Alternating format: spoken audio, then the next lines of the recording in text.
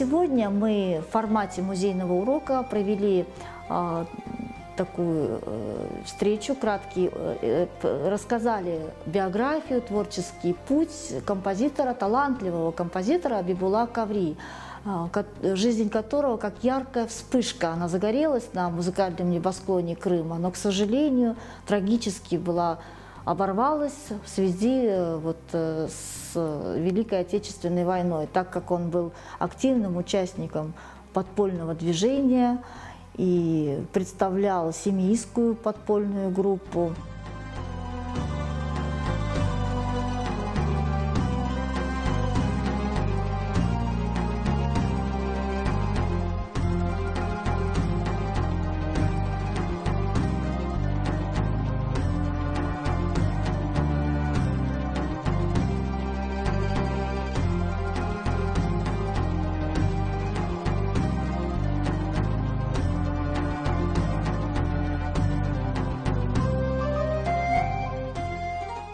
После того, как его взяли,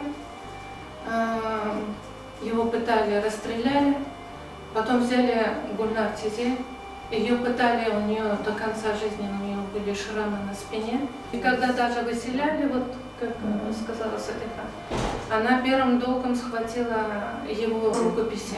Сохранилось не очень много, но даже по этим таким вот, можно сказать, камерным произведениям мы можем прочувствовать, насколько он был талантливым и одаренным. И многие композиторы, даже на мероприятии мы говорили, профессора, вот Февзи ссылается на профессора Ташкентской консерватории Георгия Мушеля, когда он увидел клавир этого вариации для фортепиано со скрипкой, он сказал: прекрасный дуэт.